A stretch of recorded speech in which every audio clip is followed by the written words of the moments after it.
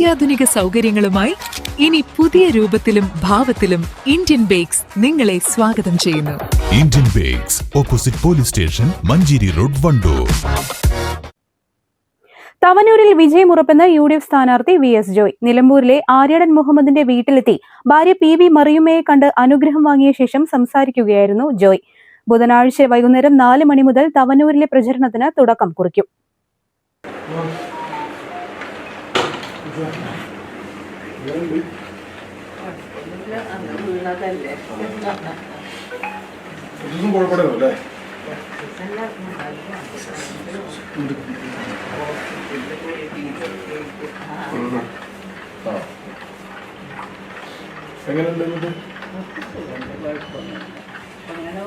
പത്ത് വർഷത്തെ പിണറായി സർക്കാരിനെതിരെയുള്ള ജനവിധിയാണ് ഏപ്രിൽ 9 ഉണ്ടാവുക. മലപ്പുറം ജില്ലയിലെ 16 മണ്ഡലങ്ങളിലും UDF വിജയിക്കും. തവനൂരിൽ ഉൾപ്പെടെ തദ്ദേശ തെരഞ്ഞെടുപ്പിലുണ്ടായ വലിയ വിജയം ഇക്കുറിയും ആവർത്തിക്കുമെന്നും ജില്ലയിൽ 16 മണ്ഡലങ്ങളിലും UDF സ്ഥാനാർത്ഥികൾ പ്രചരണം ആരംഭിച്ചതായും VS ജോയ് പറഞ്ഞു.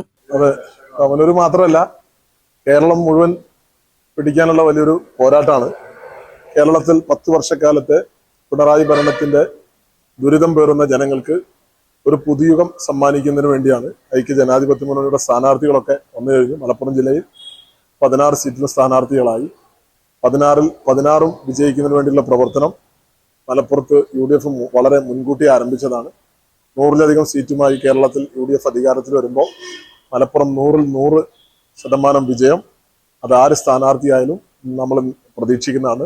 തദ്ദേശ തെരഞ്ഞെടുപ്പിൽ വലിയ മുന്നേറ്റം നടത്തി.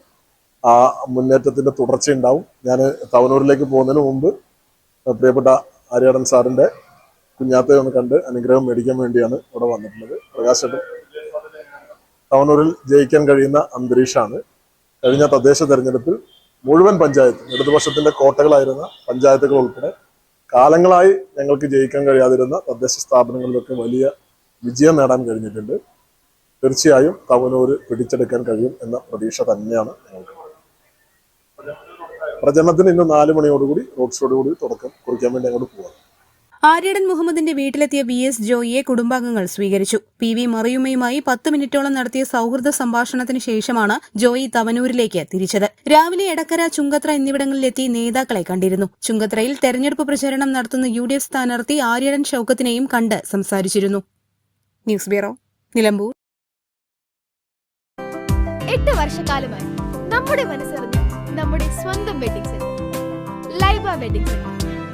വില വളരെ കുറവാണ്. Laiba wedding centre, Pookkottumpadam, Wandoor, Karuvarakundu.